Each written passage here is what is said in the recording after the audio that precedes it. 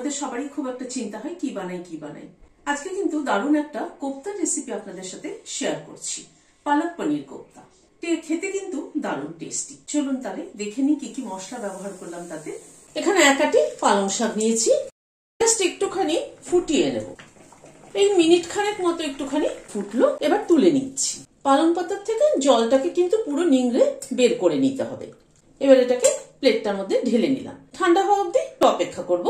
এর সাথে এখানে 100 গ্রাম পনির নিয়েছি, পনিরটাকে গ্রেট করে নিচ্ছি।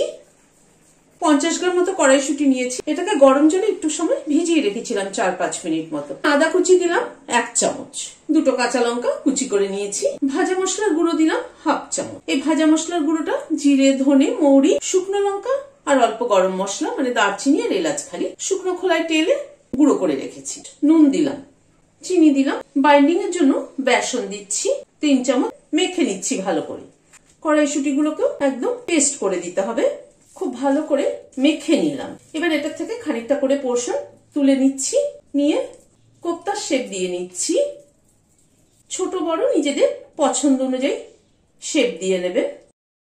1 টেবিল চামচ চার মগজ নিলাম, চায়ের চামচের 1 চামচ পোস্ত নিলাম। একটু গরম জলে ভিজিয়ে দিচ্ছি যাতে পেস্ট করতে সুবিধা হয়। হোয়াইট অয়েল গরম বসিয়েছি, কোপ্তাগুলো একে একে দিয়ে দিচ্ছি। গ্যাসের ফ্লেমটাকে মিডিয়ামে রেখে কোপ্তাগুলোকে ভেজে নেব। ওই তেলে অল্প একটু ঘি অ্যাড করলাম, একটা দারচিনি ফোড়নে দিলাম, দুটো এলাচ মাথাটা ফাটিয়ে দিয়ে দিলাম, দুটো লবঙ্গ দিলাম, একটা তেজপাতা দিলাম আর অল্প একটু সাদা জিরে ফোড়ন দিলাম। গ্যাসের ফ্লেমটাকে কম করে ফোড়নটাকে ক্র্যাক করিয়ে নিচ্ছি। ফোড়নটা থেকে একটা সুগন্ধ বেরোনোর পরে 1 ইঞ্চি আদার টুকরো আর দুটো কাঁচা লঙ্কা পেস্ট করে নিয়েছি দিয়ে দিলাম। আদার কাঁচা লঙ্কাটাকে একটুখানি নাড়াচাড়া করে নিচ্ছি। জিরের গুঁড়ো দিলাম 1/2 চামচ, একটু জল দিয়ে দিচ্ছি মশলাটা কষাতে সুবিধা হবে। ধনের গুঁড়ো দিলাম 1/2 চামচ, হলুদ দিলাম, কাশ্মীরি রেড চিলি পাউডার দিলাম, নুন দিলাম।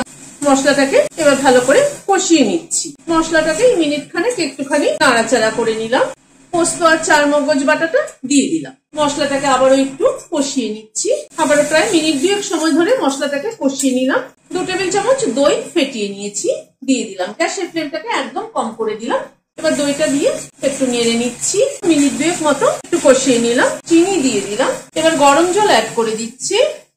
ঝোলটা ফুটে ওঠা অব্দি অপেক্ষা করব। গ্যাসের ফ্লেমটাকে বাড়িয়ে দিলাম। এই মিনিট 2-3 মতো ফুটলো, গ্যাসের ফ্লেমটাকে বন্ধ করে দিচ্ছি। ঝোলটা উপর থেকে ঢেলে দিচ্ছি। ভিডিওটা যদি ভালো লেগে থাকে তাহলে একটা লাইক এবং সাবস্ক্রাইব করার অনুরোধ রইল।